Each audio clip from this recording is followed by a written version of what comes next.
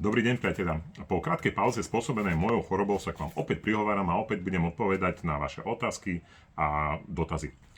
Prvú otázku, ktorú som si pripravil, je, ktorého politika nemám rád.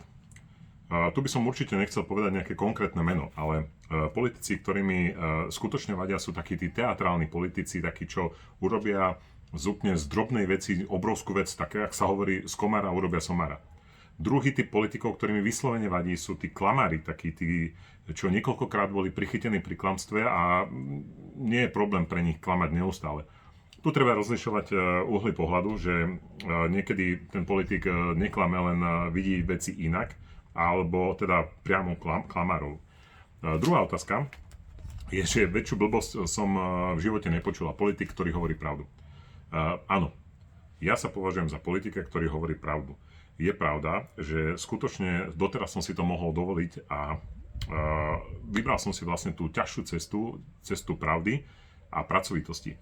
Dá sa to skrátiť, môžete začať klamať, nasľubovať ľuďom hory doly a potom to nesplniť, ale to je tá ľahšia cesta. Ja som si vybral tú ťažšiu, ale myslím si, že tú správnu, jedinú správnu cestu. Tretia otázka, prečo by ste sa práve vy mal stať poslancom Národnej rady? No ja osobne si myslím, že ja mám vlastnosti, ktoré by mal mať každý jeden poslanec Národnej rady, a to sú pracovitosť, húževnatosť, kompetentnosť a hlavne teda empatia. Empatia je veľmi dôležitá, pretože ak sa s ľuďmi rozprávate a ak sa cítite do ich problémov a slúbite im pomoc, potom sa vám nemôže stať, že sa na nich vykašlete.